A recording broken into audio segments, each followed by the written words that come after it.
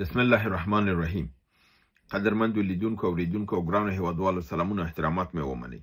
نن 8 د نومبر کال 2015 چې د شنبې ورځ سره سمون خوري ستاسو خدمت کې حاضر یم. د نن موضوعات سیمایزه د افغانستان، پاکستان، همدارنګه نړیوال او ستاسو پښتنې سره شریکوم. په زمين کې د خیبر پښتونخوا هم ځینې راپورونه دي، هغه به هم تاسو سره شریک شي. په افغانستان په سیمه کې تاسو معلومه ده چې د ترکیه کې پرون چې د مذاکراتو مسله دغه شو د افغانستان باندې برید وکړ. هغه بریدونه نن هم دوام درلوده. په قندهار سپین بولده کې کافي بمبارد شوی دی، د میزایل او د توپ د مرمیو نه هم کار اخیستی دی. په کورونو باندې لګېدلي دي، ماشومان یې وژلي دي، سیاسر یې وژلي دي، او په عین حال کې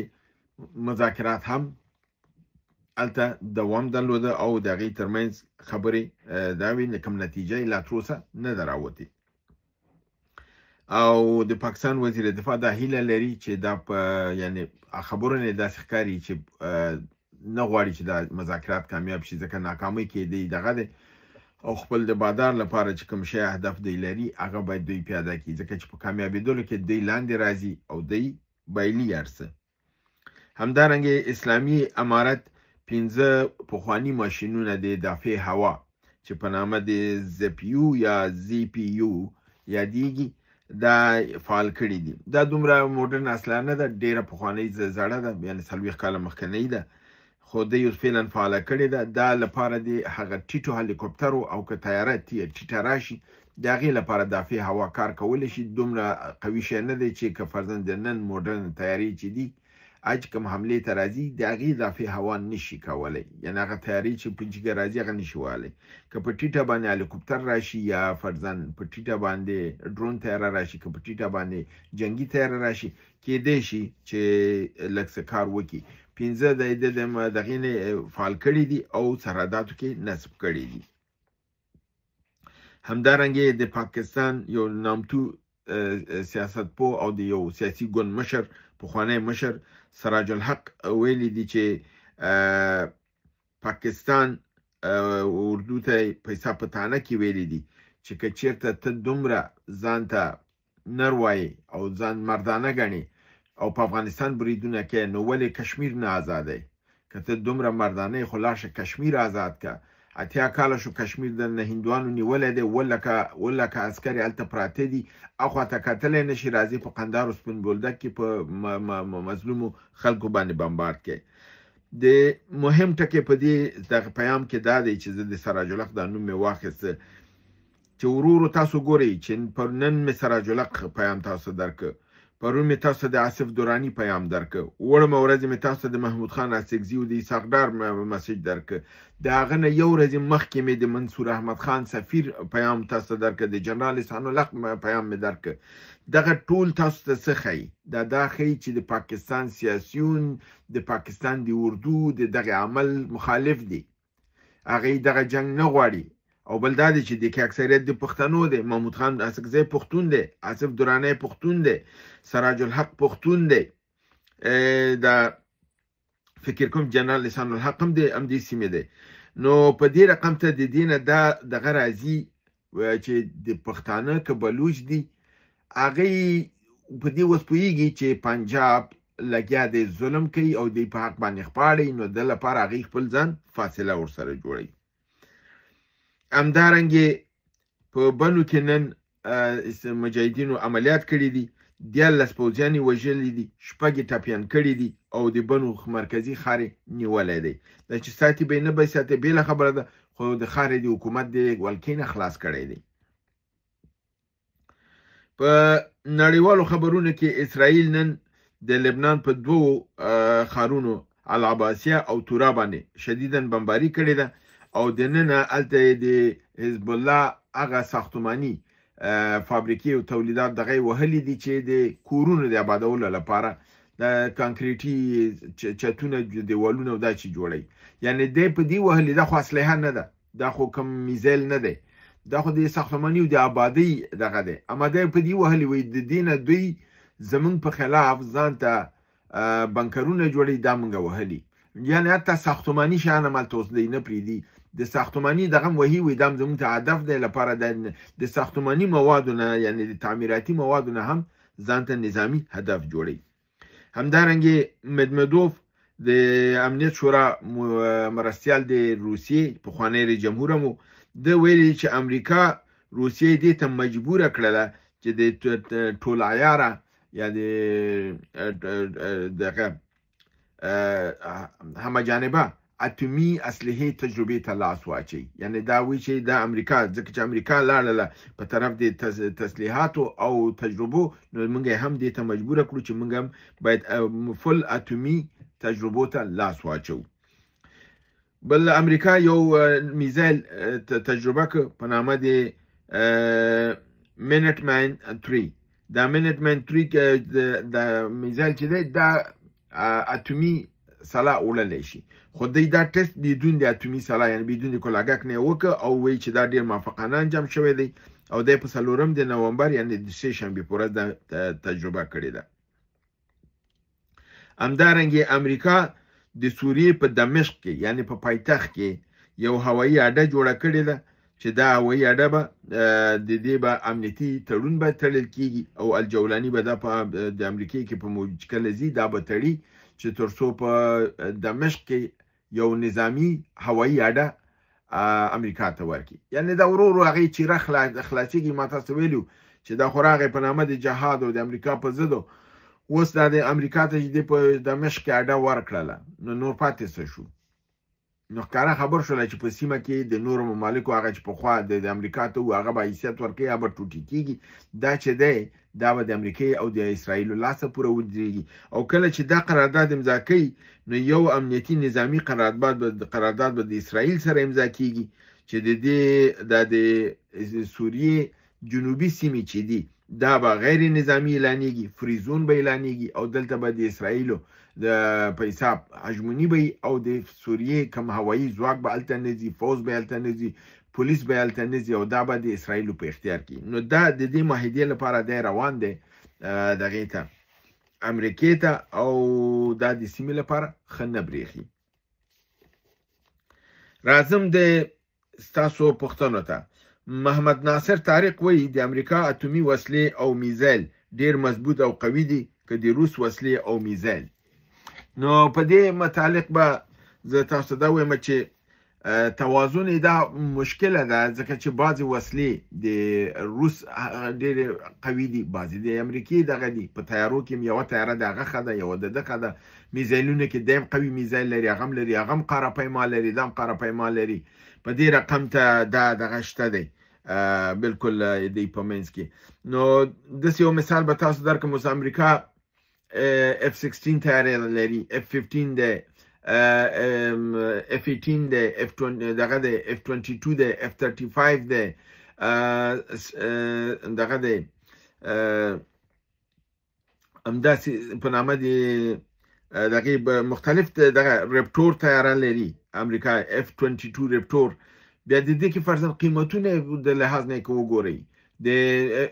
F-16 قیمت 80 میلیونه دی، د F-22 رپټور قیمت 350 میلیونه ډالر دی. بیا د روسیې بیا همدا رقم روسیې تیارې چې دي فرضاً روسیا دغه لري میګ 21 لري، میګ 17 لري، میګ 29 لري، 9 یعنی میګ 11، میګ 21، میګ 9 همداسې سوخو 15، سوخو 50. بیا د روسي سوخو 50 چې دی دا وایي چې د قوي ترینه تیاره دغه دی، د قیمت 100 میلیونه ډالر دی، د په امریکې تیارې نه نسبتا کم دی. همدارنګه د چینایانو یو تیاره ده په نامه د FC-15 چې 15 میلیونه ډالر قیمت لري. یا د ترکیې دا نوې تیارې چې جوړ کړه کان ترکی د 100 میلیونه ډالر ارزش لري. نو خبره دا ده چې هر مملکت میزایلونه هم قوي لري او د دې ترمنځ باندې دا توازن چې دی داسې سړی په اسانه باندې نشي کولی. خو زه په لنډه د ستاسو وایم چې د عسکرو د لحاظ نه که فرضاً وګورو روسیه 1,50,000 فوز لري، امریکا 1,03,000 فوز لري. همدارنګه د اتومي اسلحه چې ده د امریکا 15,440 اتومي اسلحه لري، روسیه چې د 5580 اتومي اسلحه لري. د امریکای دفاعي بجټ چې دی پیسې 870 میلیارډ ډالر ده. 870 میلیارډ ډالر یعنی څه کم 1 ټریلیون ډالر ده، در حال چې د روسیې سرمایه دغه د نظامی بجټ چې دی 1.9 بلین ډالر دی، یعنی په 4مه حصه دغه دی. همدارنګه په تیارو کې امریکا 1,209 تیارې لري، روسیه 4,240 تیارې لري. همدارنګه د امریکای دغه چې د جی ډی پی چې ده د سرکولیشن د سرمایه ناپاک سرمایه دا 8.8 ټریلیون ډالر ده، در حال چې د روسیې 2.4 ټریلیون ډالر ده، یعنی ډیره کمه ده، ډیره کمه ده. د هغې په مناسبت 14 چنده روسیه یا 14 چنده روسیه تینه ټیټه ده د امریکای نه، او امریکا 14 چنده اوچته ده.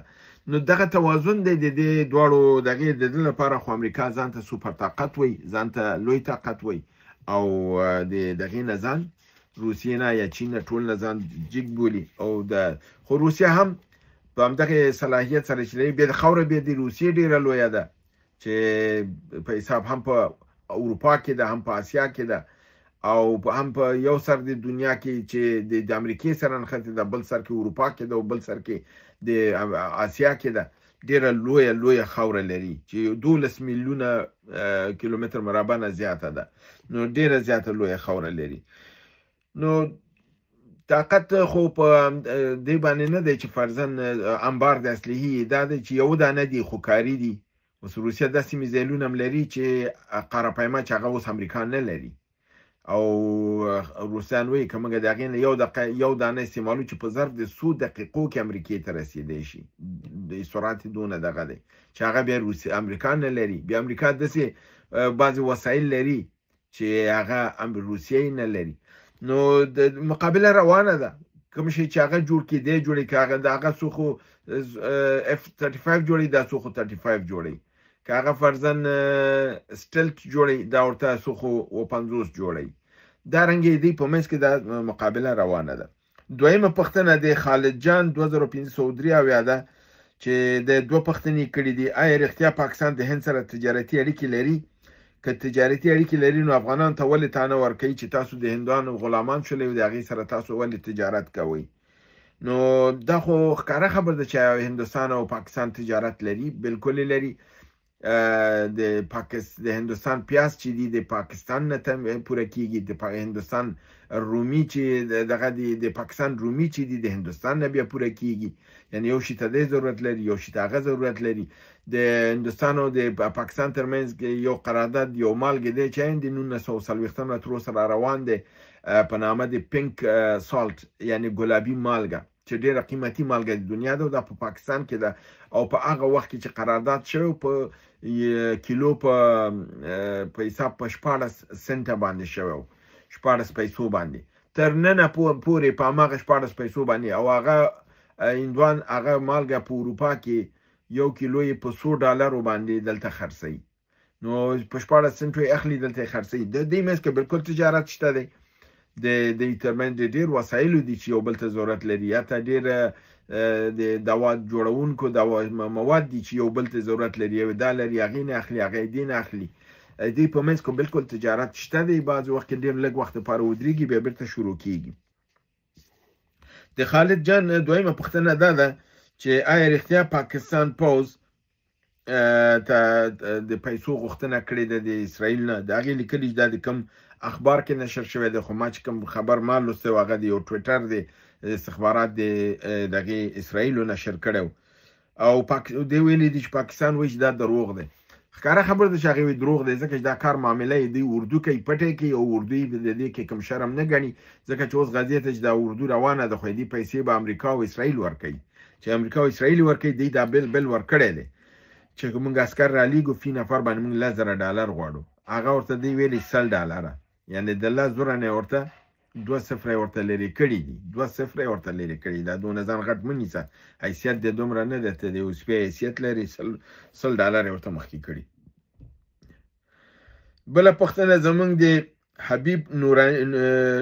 نوري ورور ده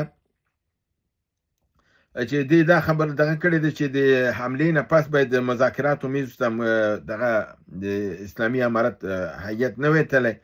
او بل دا دی چې دا میانجیم چې دی دا خو د امریکې سړی دی نو په دې باندې خو اعتماد هم نه دی پکار دی وایي چې د ملګرو ملتونو میانجي کوی نو دا به بهتره وای که د ملګرو ملتونو وای هغه به هم د امریکې ایجنټ وای د امریکې سړی به وای د کوم فرق نه راځي بله مشوره دا ورکړه چې اسلامي امارت نظامی حکومت دی باید اعلان کړي وروره دا حکومت خپل نظامی حکومت دی هیڅ د دې نه نور نشي نظامی کولای نه پیغام چې په نظامی حکومت څه شته وای دا کاملا یو نظامی حکومت دی مطلقاً حاکمیت لري او په ټول شی د یو نفر په کنټرول کې دی خلک خپل په ژوندني دغه کې ازادي نه لري تاسو په آزادانه توګه ډیر مسایل دي سیاسي تجمع نشي کولای تاسو سیاسي دغه پیسې بیانې نشي ورکولای یعنی په یو نظامی حکومت کې هم دغه تقیدات چې لګیږي نو هغه خو دې نظام کې تیار شته دی دوهم د پاکستان خلاف فتوا دی ورکړي فتوا په هغه وخت کې ورکړي چې کله مکمل جنگ ونخلي بیا به دوی فتوا ورکړي په دې وخت کې چې تر اوسه جنگ مکمل نه دی نښتی دا فتوا دوی نشي ورکولی انور یار وایي چې لطفا دا د ډاکټر سید مسعود په هکله دی لیکلي دي انور یار ورور دی ویلي چې د کمونیست سوابق باندې ځان اوله کې پوی کوي بیا ویلي دي چې دا که حاضر شي چې ما سره مناظره وکړي زه حاضر یم چې دې سره مناظره وکړم نو ستاسو دا خبره دا د مخ په برنامه کې وکړله حتما ډاکټر مسعود ته به ورسیږي او که هغه حاضري دا ورور په نامه د ډګروال استاد محمد انور دا وایي چې دا کمونیست دی او که چېرته دی وغواړي زه ورسره حاضر یم چې مناظره وکړم او دې ټول هغه بیکګراونډ دې هغه اهداف چې دی ولې د افغانستان په ضد دا خبرې کوي زه ورسره مشاجرې ته حاضر یم آخري پوښتنه دا ده د ورور د پیمان خاطر 114 دی لیکلي تا ولې د همدانی په حق لچ کله د خبرې وکړې بیا د سبحان الله دی ویلي ما ته ویلي دي چې دا خو مسلمان نه دی نو د اسلامي نقطې نظر نه خو ته دې ته سبحان الله نشي ویلی وروره سبحان الله مې په دې ویلي چې 15 کاله مخکې د همدغه نیویارک میر جولاني نومېده هغه د اسلام په مقابل کې د همدغې ځینې اعلان د جنګ وکړه 15 کاله بعد باید د اسلام نوم په امریکا کې نه وای 15 کاله بعد به د اسلام نوم نه وای هغې په نظر باندې خو د اسلام نوم باید په دنیا کې نه وای جنګ د اسلام سره شروع کړ اما 15 کاله بعد نه تنها چې دنیا کې اسلام ژوندی دی بلکې نیویارک کې په نامه د ممداني د هلک چې کامیابیږي دی په خپله وایي چې زه الحمدلله مسلمان یم زما کورنۍ مسلمانه ده او زه پراکټسینګ مسلمان یم پراکټسینګ مسلمان نه معنا دا ده چې زه لمونځ اودسو دا کوم نو یو څوک چې خپل په خوله اقرار کوي او د هغې کوم عقبه جنایتکارانه نه وي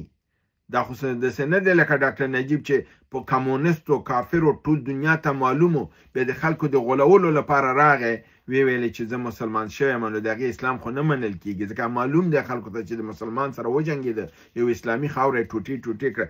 د خو دا خو داسې نه دی چې د پخوا کفر کړی اوس راغلی وایي زه مسلمان یم دی وایي چې زه اول نه مسلمان یم که یو نفر وایي چې که یو څوک په خوله باندې اقرار وکړي دا حدیث د پیغمبر د خدای دی چې من قال لا اله الا الله دغه او فاستقم پې ودرېږي نو فهو مسلم هغه مسلمان دی او په هغې باندې ته دا دغه نشي کولی نو چې دا خو تا ته وایي چې زه مسلمان یم او په دنیا په صحن کې وایي بیا د هغه امریکایانو په مخ کې وایي چې هغې انتخاب کړی دی او هلته د مسلمانانو په مقابل کې څومره دغه موجود دی اما دا جرأت کوي ورته وایي چې زه یو مسلمان یم او د مسلمان په حیث به دا کار کوم نو ته څنګه ورته بیا کافر ویلی شي درست دی چې په پراکټسینګ اسلام کې به هغه به فرق کوي فرضاً زموږ تاسو مسلمانان ښځې کور کې قیدي هغې خپل ښځه نه ده قیده کړې هغه په دې باندې عقیده نه لري مګر هم په دې معتقد دی چې الله وجود لري قرآن شته پیغمبر شته په دې باندې ایمان لري او څوک چې په دې ایمان ولري هغې ته کافر نشي ویلی نو د دې لپاره دا سبحان الله چې ما وویلې په ده مې وویلې چې په همدغې 15 کاله مخکې په همدغې ځینه د اسلام په مقابل کې اواز جګ شو 15 کاله بعد د الله په حکمت سره نفر راجګېږي که فرض وکړئ ستا په خبر دا مسلمان هم نه خو هغه هلته اعلان وکړه چې زه مسلمان یم امریکایانو ته اعلان وکړه زه مسلمان یم که نه وی خو ښکاره یې ویلې چې نه یم اوس دغه دی باراک اوباما چې دی د ده نوم باراک حسین اوباما دی باراک حسین اوباما نوم دی اما د دې لپاره چې رئیس جمهور د امریکا شو حسین یې ترېنه لرې که باراک اوباما یې که ځکه چې د ملت په مقابل کې د ترهګرۍ جنګ مسله وه د ځان مسلمان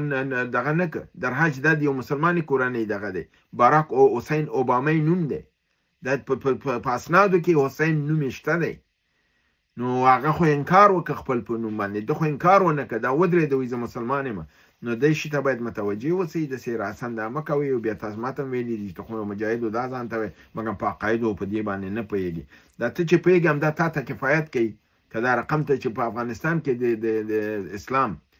د خزو د حقوق او د تعلیم په دې کې چې د اسلام د بدنامۍ باعث ګرځيږي په دا رقم ته موږ تاسو مخکې لاړ شو و دې رقم ته خو اسلام ته موږ ګټه نه رسو ضرر رسو او پیغمبر د خدای دا خبره کړې چې څوک تاسو په مخ کې وي چې زه مسلمان یم ته هغه باندې بیا دغه نشي کولای دا یو بل خبره چې عقبه معلومه لکه ډاکټر نجیب مثال مې درک چې هغه معلوم کمونیست او کافرو په د ډېر مجادله کړي د مسلمانانو په مقابل کې جنگیدل دي نو هغه که بعدن راځي د جنگ نه بعد چې کله ضعیف شو وهل شو نظام خراب شو بیا راځي وي زه اوس مسلمان نو دغه په اسلام کې شک کولای شي ځکه چې منافقت مسله مې سره راځي اما یو نفر چې عقبه خراب نه او دغه او د اول هغه وي ځاول نه مسلمان تقریبا ته شک نشي کولای هله د برنامه وګوري خو کې دوستان سره شریکه کې تربل برنامه تاسو په لوی خالق پروردگار سپارم و ما علينا الا البلاغ